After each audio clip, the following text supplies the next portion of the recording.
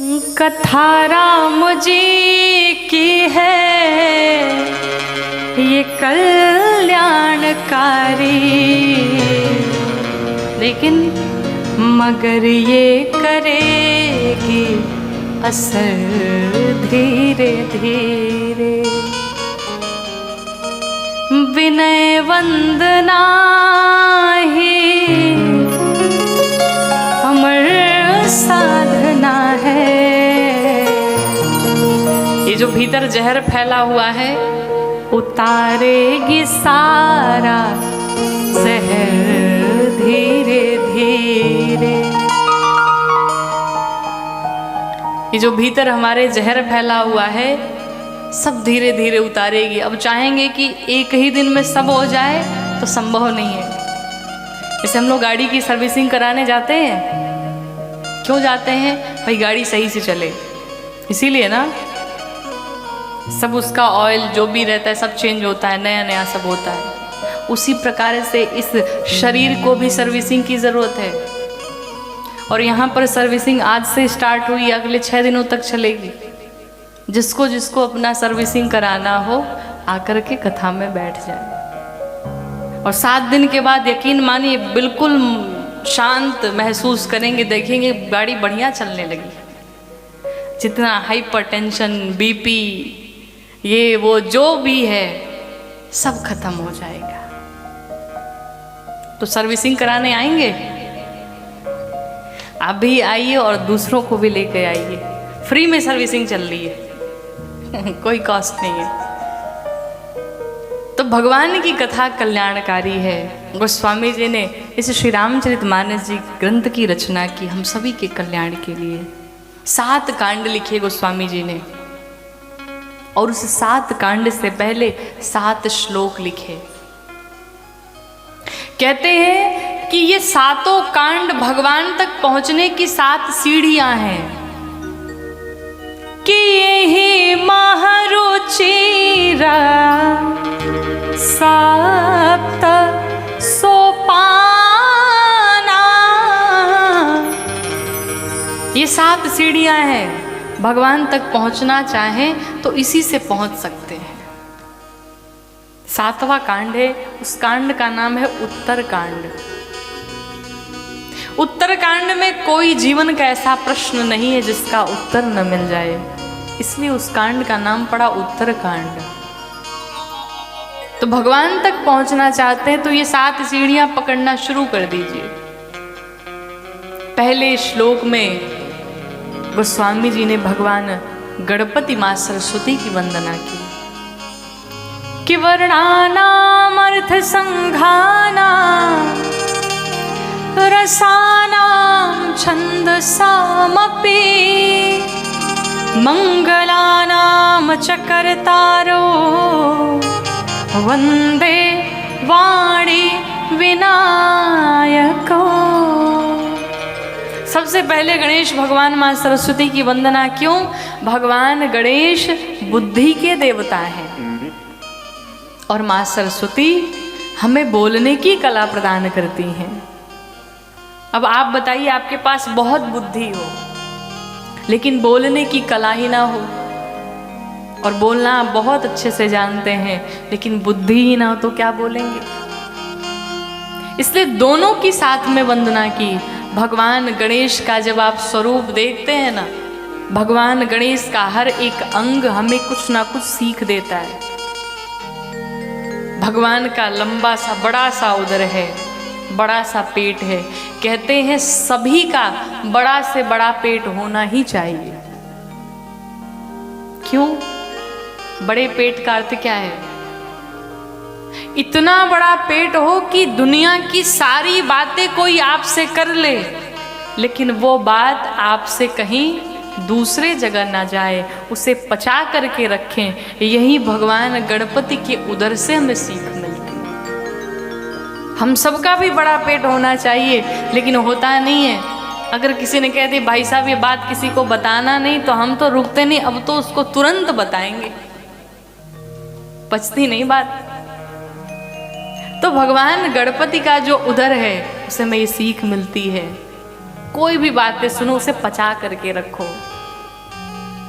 चुगली नहीं करनी चाहिए, लेकिन आजकल हम उसी में एक्सपर्ट होते हैं। कथा में 3 घंटे अगर बैठना पड़े महाराज, तो चाय नाश्ता दाएं बाएं उठना बैठना सब हो जाता है। लेकिन अगर किसी की चुगली चल रही हो, किसी की निंदा चल रही हो, तो 3 घंटे क्या पूरी रात बैठ जाएंगे। आप तो बस बताते जाओ, उससे नहीं होगा। लोग सहयोग भी करते, हाँ मुझे भी पता है, हमने भी सुना है। बढ़िया बढ़िया बीच में गरम गरम चाय आएगी, फिर आगे क्या हुआ जरा बताना। कितना आनंद आता है। जितना आनंद लोगों को दूसरों की बुराई सुनने में आता, उतना कथा में नहीं आता है।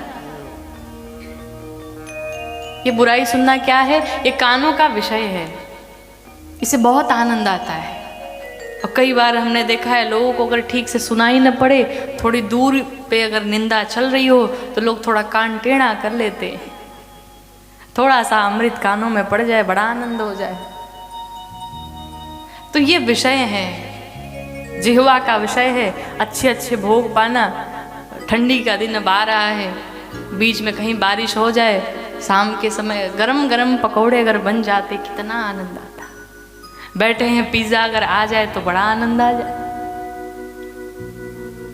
तो ये क्या है? ये सब विषय हैं।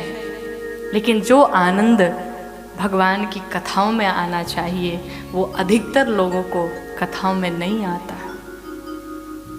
कई बार ऐसा होता है, हम कहते हैं हमारा मन नहीं लगता है। कोई बात नहीं, अगर कथाओं में मन ना भी लगे तो बिना मन के बैठो। आपको कोई इंटरेस्ट ना हो कथा सुनने में, फिर भी बैठो। और हम यकीन के साथ कहते हैं, बस एक दिन बैठ के देखो, दूसरे दिन कहना नहीं पड़ेगा, आप खुद चले आओगे, खुद चले आओगे। कहीं अगर सामने अग्नि जल रही हो, आग जल रही हो, उसकी तपिश जो अगल बगल खड़े होते हैं वहां तक पहुंचता है। उसी प्रकार से ये जो भगवान की कथा है ना, जो बैठे हैं उन तक तो पहुंचता है, जो दूर भी है, जिन्हें कोई इंटरेस्ट नहीं है, कोई मतलब नहीं है, उन तक भी ये कथा पहुंच जाती है। और एक ना एक दिन भगवान से प्रेम अवश्य हो जाएगा, मजबूर हो जाएंगे। हम तो आयोजक लोग से कहते, भाई पहले दिन की भीड़ इकट्ठा करो, अगले 7 दिन की गारंटी तुम मेरे रघुनाथ जी लेके बैठ जाते, फिर कहना ही नहीं पड़ेगा, आप खुद दौड़े चले आओगे। तो गोस्वामी जी ने गणपति भगवान माँ सरस्वती की वंदना की, दूसरे श्लोक में भगवान शंकर माँ भवानी की वंदना की। कहते हैं कि भवानी शंकरो वंदे श्रद्धा विश्वास रूपिणो, याभ्यां विना न पश्यन्ते सिद्धा स्वान्तस्थमीश्वरम्। भगवान शंकर को विश्वास बताया, माँ भवानी को श्रद्धा बताया। कहते हैं किसी भी कार्य को करने के लिए हमारे भीतर श्रद्धा के साथ साथ विश्वास का भी होना उतना ही आवश्यक है, और विश्वास के साथ साथ श्रद्धा का भी होना उतना ही आवश्यक है। हमें बस विश्वास होना चाहिए, और ये पूरा खेल विश्वास का ही होता है। वो चाहे कोई संबंध हो, चाहे दुनिया हो, कुछ भी हो, पहले हमें विश्वास होना चाहिए। भगवान पर भी हमें विश्वास होना चाहिए, लेकिन हमें विश्वास होता नहीं है। होता है क्या? नहीं होता ना। आप लोग बड़े ईमानदार हैं। नहीं होता है। अच्छा, किसके किसके जीवन में दुख है? सबके जीवन में है।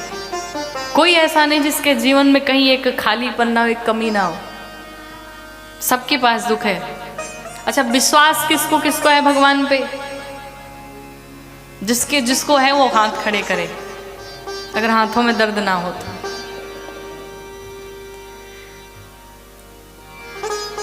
आपने कहा में विश्वास है, और एक तरफ आप कहते हैं दुख है। क्या ये दोनों चीजें संभव है? अच्छा, एक उदाहरण लीजिए। हम आपसे कहें खूब जोर से पहले हंसिए, हंस लीजिए इसी बहाने। एक बार आपसे कहें अपने इस जो ये मुख है इसको ऐसे करिए, आप फुलाइए। अच्छा, अब दोनों क्रियाएं अगर साथ में कहें कि हंसना भी है और उस मुख को फुलाना भी है, कर पाएंगे क्या? पॉसिबल है? नहीं पॉसिबल है। तो जब ये पॉसिबल नहीं है तो वो भी पॉसिबल नहीं है। अगर आपके जीवन में विश्वास है भगवान के प्रति तो दुख नहीं आएगा, और अगर दुख है यानी विश्वास अभी कमजोर है। और जिस दिन विश्वास हो गया भगवान पे, मेरे रघुनाथ जी पे, फिर उस दिन दुख आएगा, ये तो निश्चित है। क्योंकि हमारे जो कर्म है, जो प्रारब्ध है, उसे तो हमें भुगतना ही है। दुख आएगा, लेकिन वो दुख कब आया कब गया कुछ पता भी नहीं चलेगा। ये भगवान पर विश्वास, अगाध विश्वास, अटूट विश्वास होना चाहिए। तो श्रद्धा के साथ साथ विश्वास का भी होना बहुत आवश्यक है। तीसरे श्लोक में गोस्वामी जी ने शिव रूपी गुरु की वंदना की कि वंदे बोधमयम नित्यम गुरुम शंकर रूपिणम यमाश्रितो हि वक्रोपि चंद्रः सर्वत्र वंदते। ऐसे शिवरूपी गुरु कैसे?